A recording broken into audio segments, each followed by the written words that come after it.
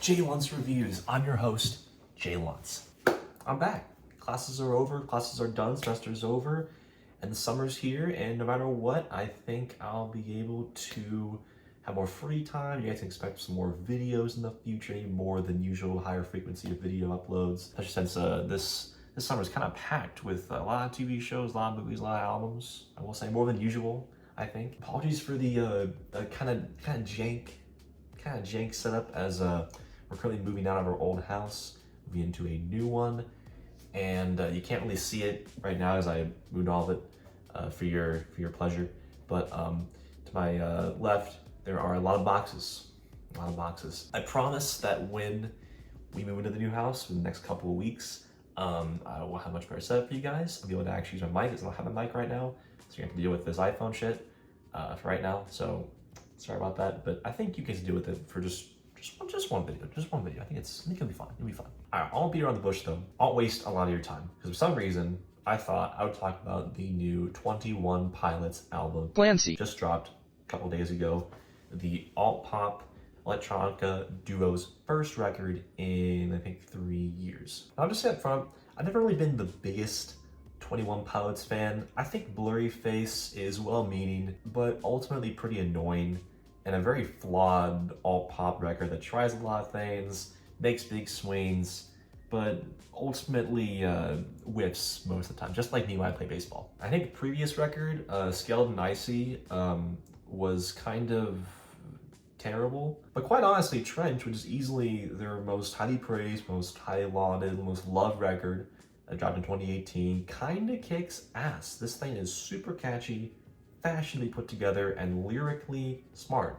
Really great hooks and really great songwriting here, especially for a pop record. But even so, being a pop record, it incorporated a lot of different sounds, like electronica music, indie rock, alt rock, a bit of emo as well, that really calls back to the original sound in a very endearing way. But this new record over here had a pretty interesting rollout, especially with the cryptic way they teased toward it, with the red tape all over the previous album covers, kind of signifying this new era for their career, while also giving a taste of the tone to expect going forward with their new music. And judging by the lead singles that tease towards this album, of which I only really heard Overcompensate and Backslide, Tyler and Josh were kind of teasing this return to a more indie rock approach with a more focus on personal struggle, and Tyler's vocals reached even deeper for that classic Ohio white boy emo vibes. They're just so great, you know? Oh my God, I should probably cut that. And honestly, I don't think that this new direction could have been better presented with Overcompensate, which is the track that starts the entire record. It's got this killer alt-rock beat, this incessant drum lead, and these revving synths galloping in the background. Then the second half, when Tyler starts rapping, the synths and the drums kind of slow and pace a little bit, and the guitars introduce themselves and give off this indie rock sort of vibe. Yeah, the lyrics are a bit cheesy and over the top, especially with the way that the vocal lines with the "welcome to the trench," and with that the Adidas white striped jacket line. I mean, it's a little bit over the top, but it's calling back to something slightly cringy in a way, but I don't give a fuck.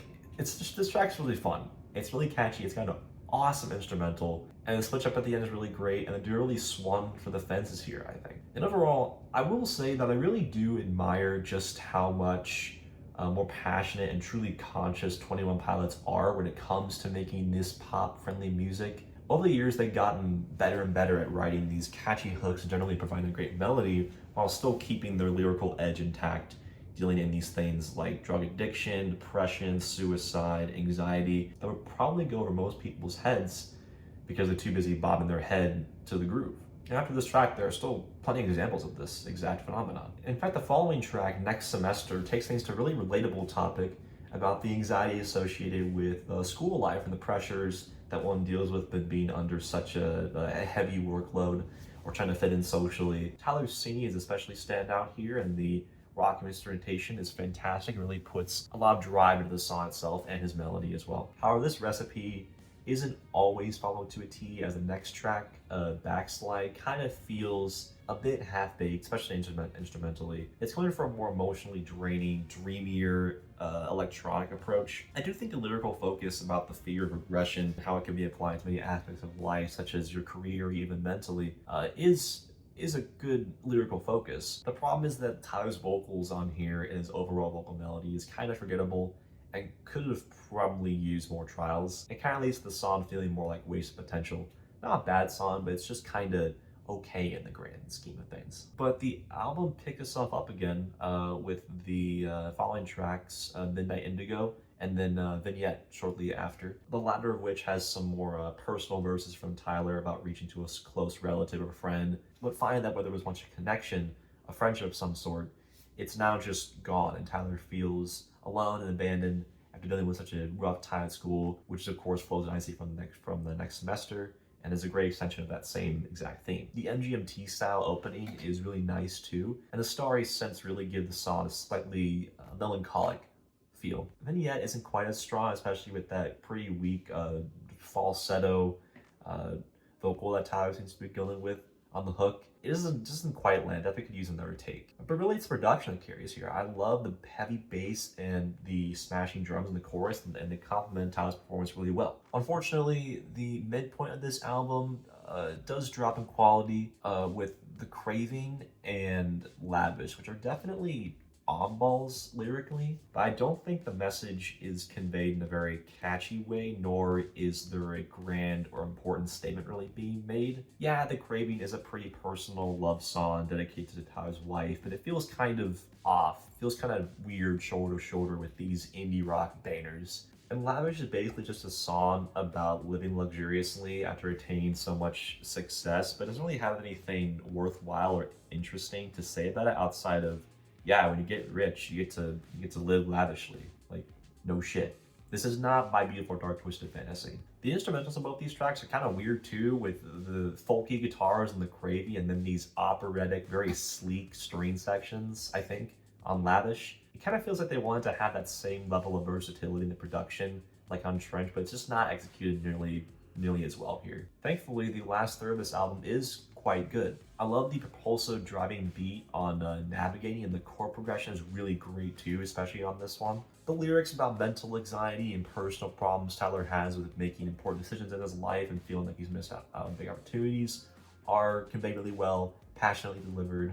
And I think he even calls back to some of their earlier albums, even with stuff like Blurry Face, with just how bluntly the message is delivered. I also think Snapback has the most compelling songwriting on the album, as Tyler raves about falling back into drug or substance abuse even after being in like rehab or AA or some sort of form of healing. He relates the idea of snapping back to snapping next, where I think he's talking about trying to kill his addiction once and for all. To snap back, you have to snap next, essentially. It's a really clever and catchy piece of songwriting. I like the softer approach to the production here to go with the darker theme.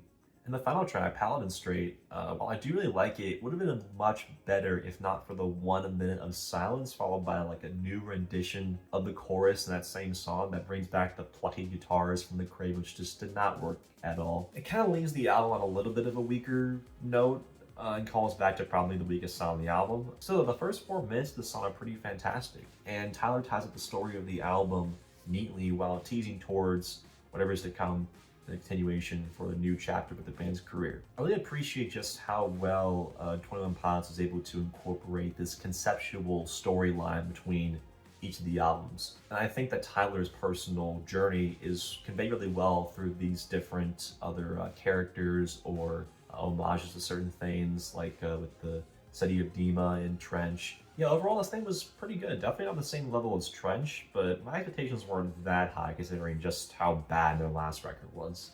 And I gave this thing a 72.